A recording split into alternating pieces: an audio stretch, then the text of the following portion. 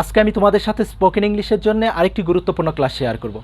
কিভাবে অতি সহজে ইংলিশটা বলতে পারি, কিভাবে সহজে ইংলিশ সেন্টেন্স তৈরি করতে পারি, তার জন্য অবশ্যই তোমাকে ক্লাসটি দেখতে হবে। আজকে আমি তোমাদের সাথে মাত্র একটি স্ট্রাকচার শেয়ার করব। এই নিয়মটি যদি ফলো করতে পারি আমাদের পক্ষে শত শত বাংলা কথা ইংলিশে বলা সম্ভব।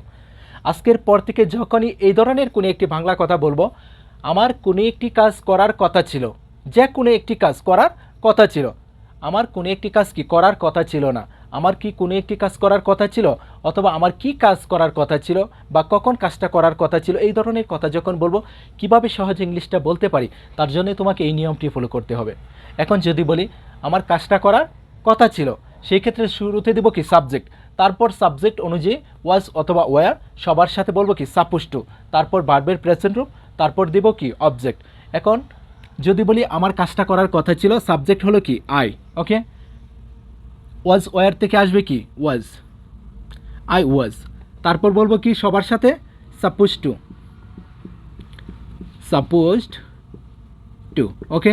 তারপর যে ভার্বটা সেটা হবে কি ভার্বের প্রেজেন্ট রূপ, I was suppose to do the work, আমার কাজটা করার কি কথা ছিল, I was suppose to do the work, আমার কাজটা করার কথা ছিল।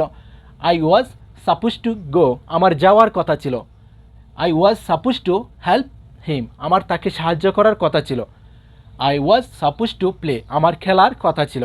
এখানে ডু এর পরিবর্তে যে কোনো ভার্বের প্রেজেন্ট রূপটা যদি বলতে পারি তাহলে হবে এখানে সাবজেক্ট অনুযায়ী ওয়াজ অথবা were. I was, you were, we were, she was, clear.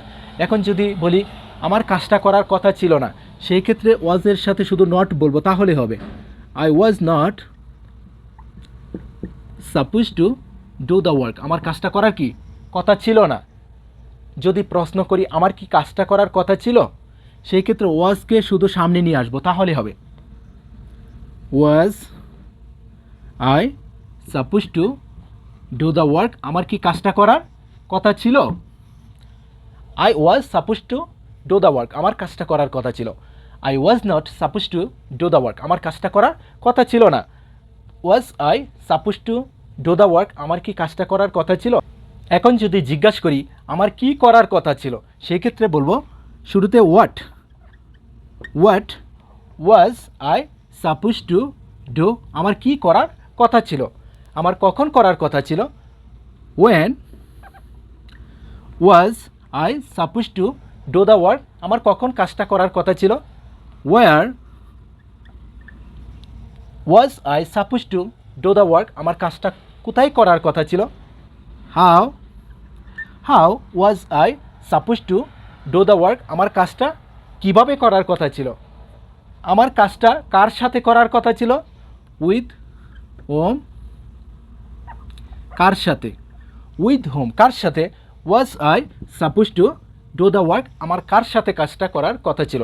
এভাবে যদি শিখতে পারি তাহলে কিন্তু সহজ ইংলিশটা বলতে পারবো। এখানে তুমি ডু এর পরিবর্তে যে কোনো একটি ভার্বের প্রেজেন্ট রূপ বলো, গো, রিড, প্লে, এরকম যত ভার্বের প্রেজেন্ট রূপ রয়েছে তুমি এখানে ডু বাদ দিয়ে বলো। এখানে আইটাকে বাদ দিয়ে তুমি যে কোনো একটি সাবজেক্ট ইউজ করো, সাবজেক্টের পরে দেখো ওয়াজ হয় নাকি ওয়্যার হয়, তারপর সবার সাথে বলো সাপোজ টু, তাহলে হবে। যদি এই কৌশলটা ফলো করতে পারি আমাদের পক্ষে এই ধরনের বাংলা কথা বলা আজকের পর থেকে কোনো ব্যাপার না। যদি ক্লাসটি ভালো লাগে অবশ্যই শেয়ার করে দিও, ওকে।